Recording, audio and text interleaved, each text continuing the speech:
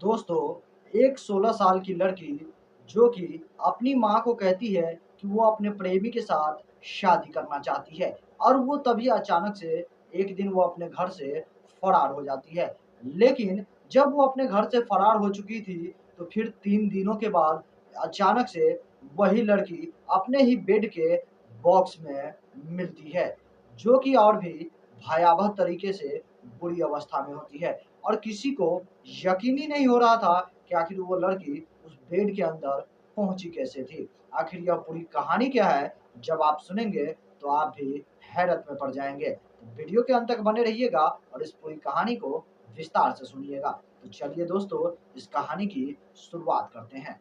यह घटना दोस्तों हरियाणा के यमुना पार की है, जहां पर एक 16 साल की नाबालिग लड़की होती है, जिस लड़की का नाम नेहा कुमारी होती है। और उस लड़की को स्नैपचैट के द्वारा एक 22 साल के लड़के से प्रेम हो जाता है। और वो लड़की उस प्रेमी के प्यार में इस कदर पागल हो चुकी थी कि वो अपने माता पिता के पास जाकर कहती है कि वो एक लड़के से प्यार करती है और उस लड़के के साथ वो शादी करना चाहती है। लेकिन वो लड़का अब तक उसके सामने ना तो मिलने आया है, ना उसकी मुलाकात हुई है।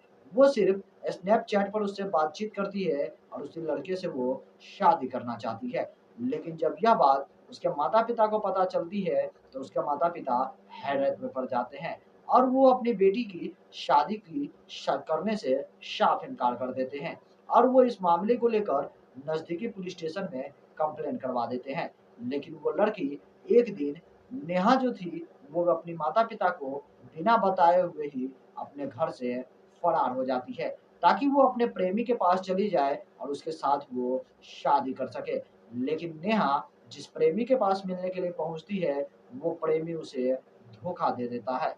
ना तो वो प्रेमी उससे मिलने आता है और ना ही उसका कोई फ़ोन कॉल रिसीव करता है। जब नेहा को इस बातों का पता चलती है, तब नेहा बहुत ही ज़्यादा घबरा जाती है, डर जाती है और सहम जाती है।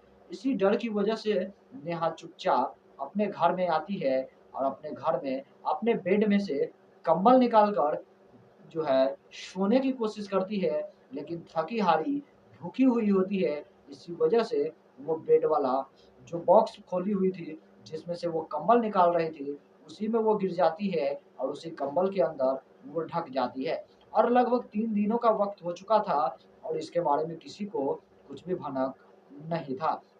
इधर उसके माता-पिता अपनी बेटी नेहा को हर जगह खोजने की और तलाश करने की कोशिश करते हैं, लेकिन उसके बारे में कहीं भी कुछ भी पता नहीं चलता है। और जब नेहा की माँ उस कमरे में साफ-सफाई करने के लिए पहुँचती है, तब उसे बेड के अंदर से कुछ आवाज़ें सुनाई देती है। उसे कुछ ऐसा लगता है जैसे बॉक्स के अंदर से कुछ आवाज़ें आ रही है। लेकिन जब वो दोबारा आवाज़ आती है, तब वो उस बेड बॉक्स को खोलती है और जब वो बेड बॉक्स को खोलती है, तो देखती है कि उसमें नेहा बेहोशी की अवस्था में पड़ी हुई थी और उसकी सिर्फ़ साँसें चल रही थी। उसकी हालत बहुत ही ज़्यादा गंभीर हो चुकी थी। आनन-फानन में उस लड़की को हॉस्पिटल पहुँचाया जाता है, जहाँ डॉक्टरों के द्वारा उसका इलाज किया जाता है। और जब वो लड़की होश में आती है, तब उससे पूछताछ की जाती है। तब वो लड़की कहती है कि उसका प्रेमी जो 22 साल का लड़का था, वो उसे धोखा दिया, ना तो वो उससे मिलने आया, ना उससे फ़ोन कॉल पर कोई बातचीत हो रही है। इसी डर की वजह से वो अपने कमरे में सोने के लिए गई थी, लेकिन थकी-हारी थी, भूखी थी, परेशान थी, जिसकी वजह से वो बेहोश होकर उसी बेड बॉक्स में गिर पड़ी। आखिरकार उस लड़की को सच्चाई का पता चला और उस प्यार के लिए घर छोड़ने की जो तैयारी की थी, वो उस प्यार को भुलाकर अपनी माता-पिता के साथ रहने लगती है और अपनी माता-पिता के मर्ज़ी से एक दूसरे लड़के से शादी करती है, जो बहुत ही खूबसूरत होता है और बहुत ही अच्छे खासे पैसे वाला होता है। और आज वो नेहा अपने पति के साथ एक अच्छी-सी ज़िंदगी बिता रही है, अपने सास-ससुर और अपने माता-पिता के साथ पूरे परिवार सुख और शांति से है। बाकी दोस्तों, इस अजीबो-गरीब घटना को सुनने के बाद आप लोगों को क्या लगता है, हमें कमेंट में ज़रूर बताइएगा। तब तक के लिए दोस्तों, इस वीडियो से मैं विदा लूँगा और फिर मैं मिलूँगा आपसे अगला एक नई एपिसोड में, एक नई कहानी के साथ।